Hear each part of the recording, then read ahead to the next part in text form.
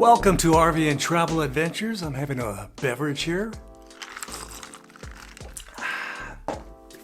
Today I'm going to be talking about RVing in general, my experience as an RVer.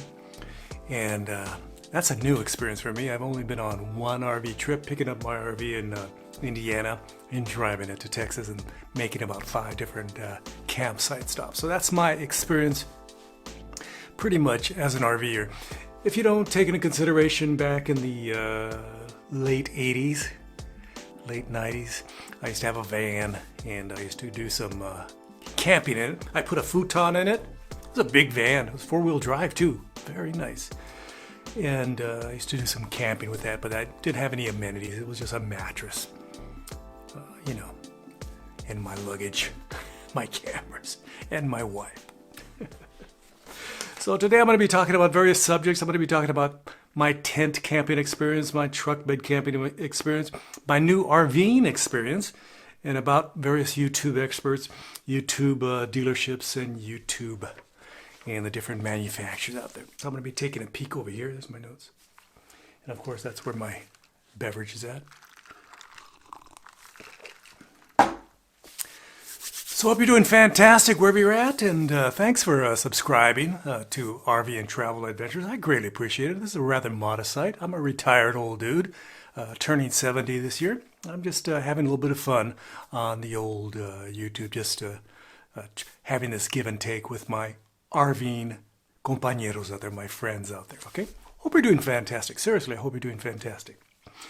So let's talk about my tent camping experience.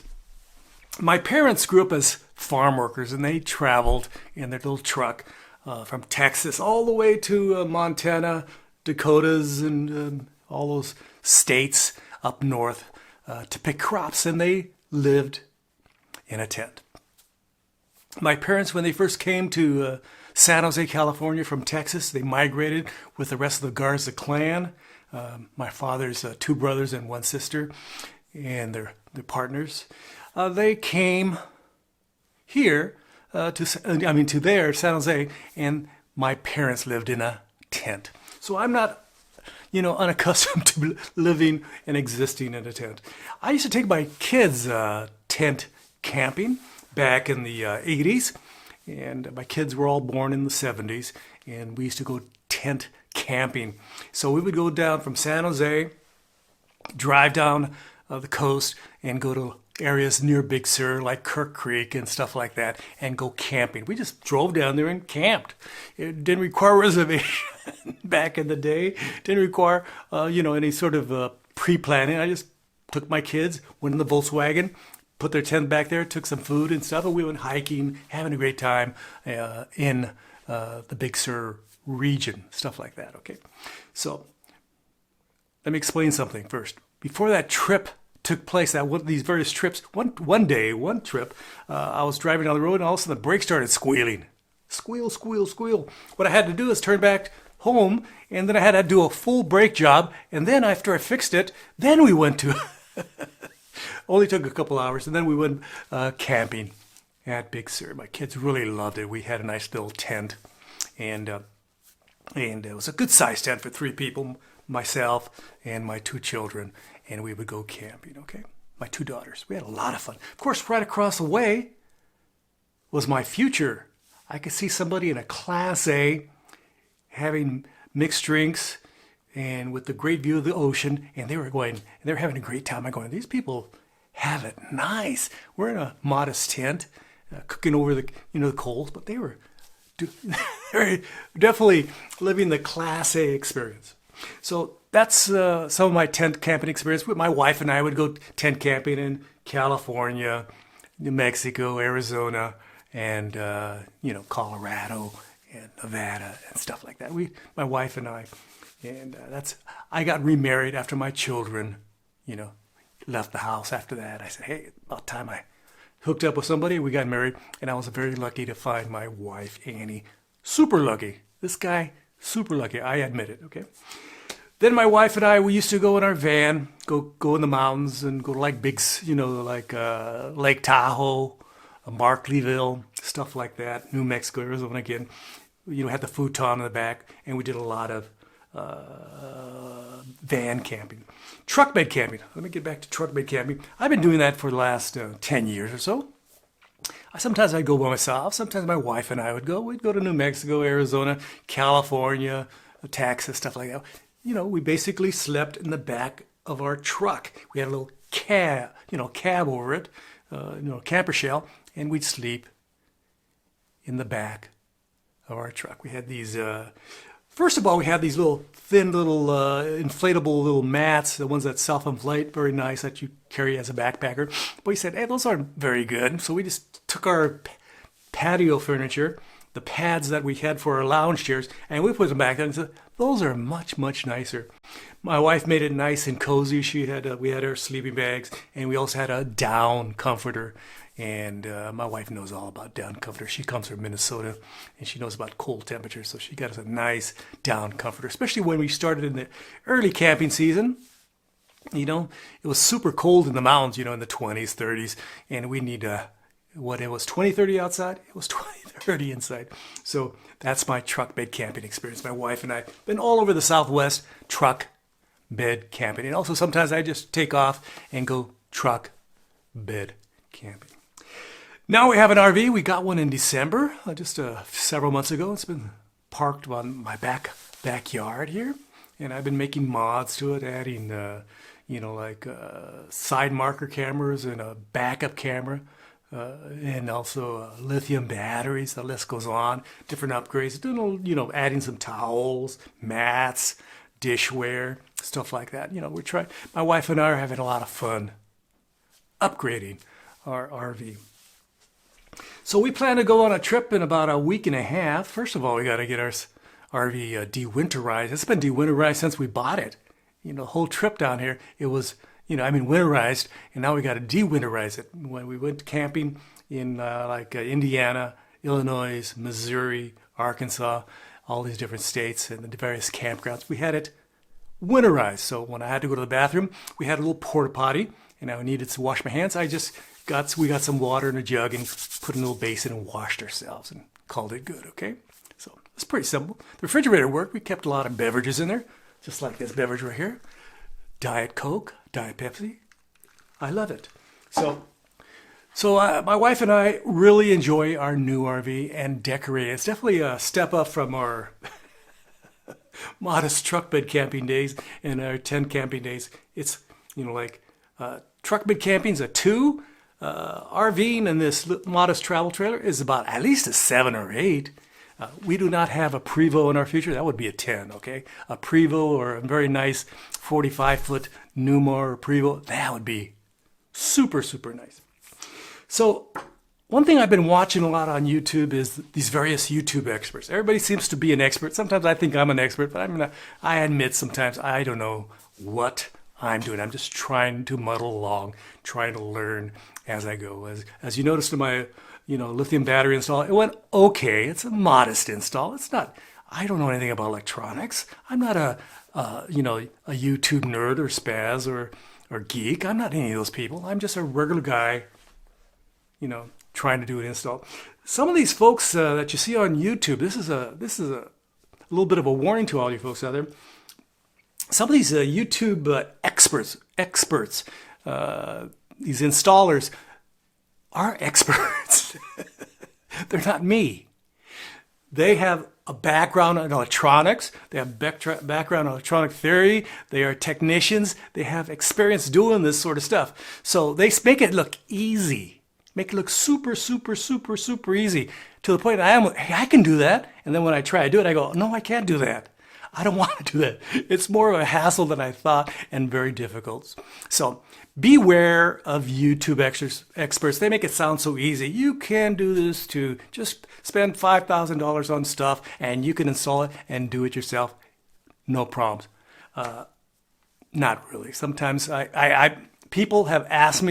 companies have asked me to do certain installs on my my travel trailer. I said, nope.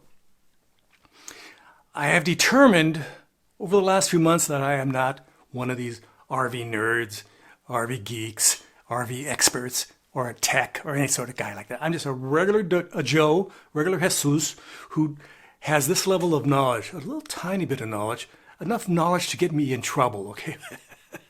All these other people have a lot of knowledge. They can take things apart, flip them that way, throw them that way, and then they go, wow, isn't this fabulous? And they go, yeah, that's pretty fabulous. I want to do that too. And when you try to do it, it's not going to happen, okay? So I wanted to talk about RV dealerships and all the different little pimps they have out there. These guys, be they large, skinny, tall, man, woman, who are always pimping the products. You see them on TV saying, they jumping and they go, ooh. And they have their cute little personas and they're all hopped up on whatever they're hopped up on. And they're talking about all these fantastic RVs. Every RV is fantastic. Oh, this is fantastic. And the next RV, oh my God, this one's fantastic too. And the next one, of course, what is it? It is fantastic. They're just basically salesmen, product pimps. I take everything with a grain of salt. They just show me some stuff and I go, that's a piece of crap. Do they really know what they're talking about? Everything is good to them. What are they just they're just wasting my time. They're just absolutely wasting my time.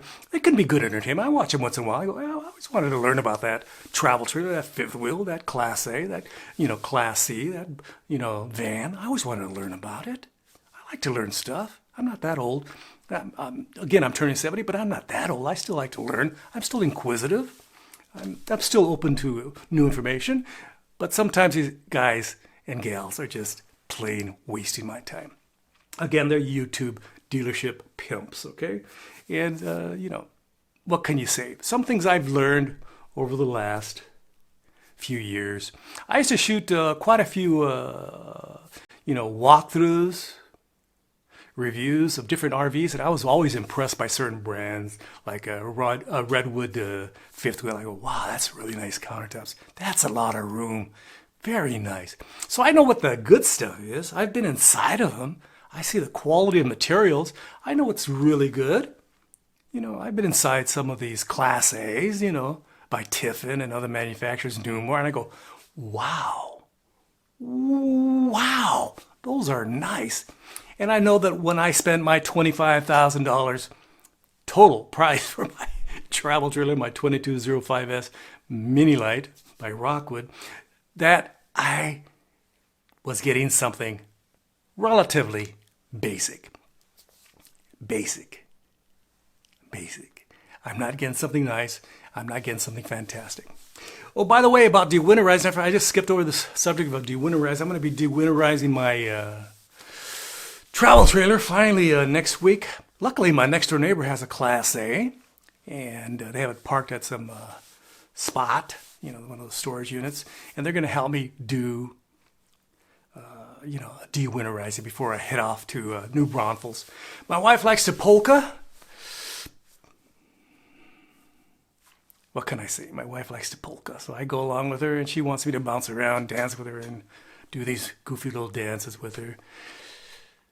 You do what you do as a person in a relation. So we're going to New Braunfels. They have a lot of polka societies, groups, and they also even have a restaurant down there that has polka events during the day and during the night. So we're going to go down there. We're going to park along the Guadalupe River, camp there for 3-4 days, and call it good, just during a spring break. So that's my plans.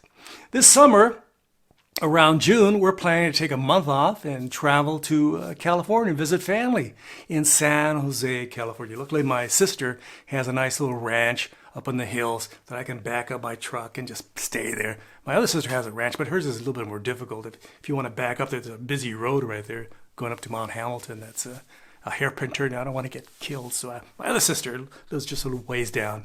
Hers is easier. It's a quieter, much more bucolic scene down there. So I'm going to be staying at her house for 3-4 days. So in the meantime, I'm driving from Fort Worth. First stop is Amarillo. Next stop is Santa Rosa, New Mexico. I'm going to stay with my friend Spider and park my, do some mooch docking there. Then we're going to go to Sedona, Flagstaff area and camp down there maybe for 1 or 2 days. Then we're going to LA and we're going to stay with some friends down there. They say we can park our RV anytime in their driveway. We're going to park there and hang out. And then it's up to San Jose down the 101. I love the 101. Most beautiful road between LA and San Francisco is the 101. Beautiful scenery. It's the scenery I grew up with.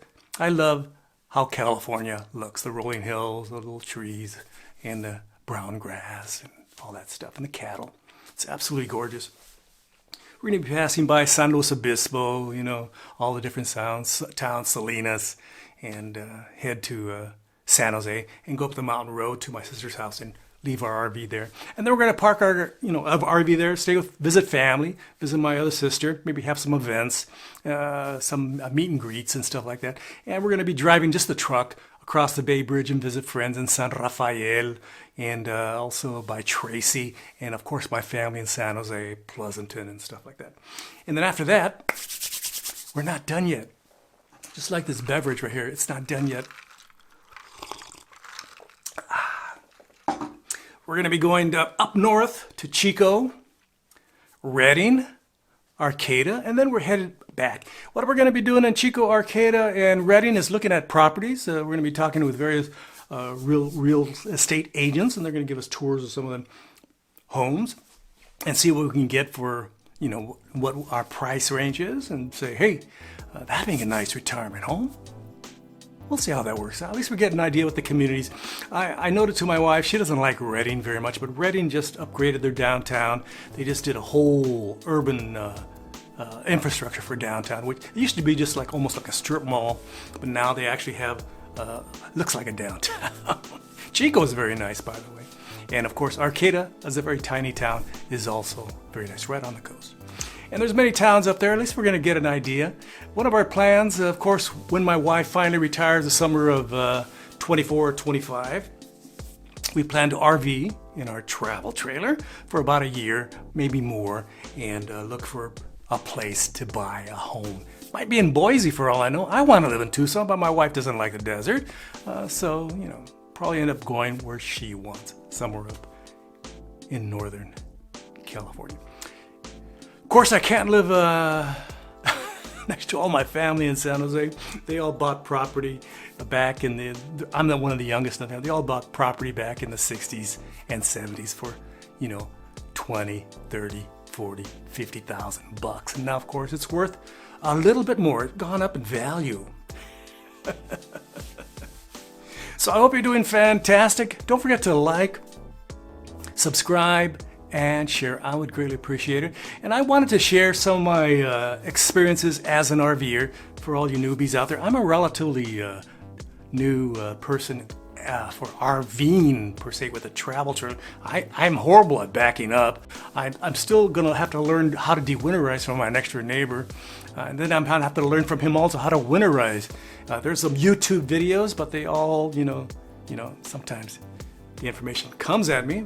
Doesn't necessarily get absorbed, internalized, but I try my best. Again, don't forget to like, subscribe, and share, and please leave your kind and super friendly comments below. Abajo. Muchas gracias. From Fort Worth, Texas, this has been Jesus Manuel Mena Garza talking about my newbie experience as an RVer. I used to be quite good at tent camping, quite good at truck bed camping, but those are simple ways to go camping. And, I used to have a van and used to have a futon back there. My wife and I would hang out, go to, like Lake Tahoe, Margaretville, up north, New Mexico, Santa Fe, and hang out. We used to park on the streets of Santa Fe. No problems. Streets of Flagstaff, too. We parked on the streets. People didn't notice. We were in our little van, okay? So, again, I hope you're doing fantastic. From Fort Worth, Texas, hope you're doing super fabulous. Gracias. Adios. Bye-bye.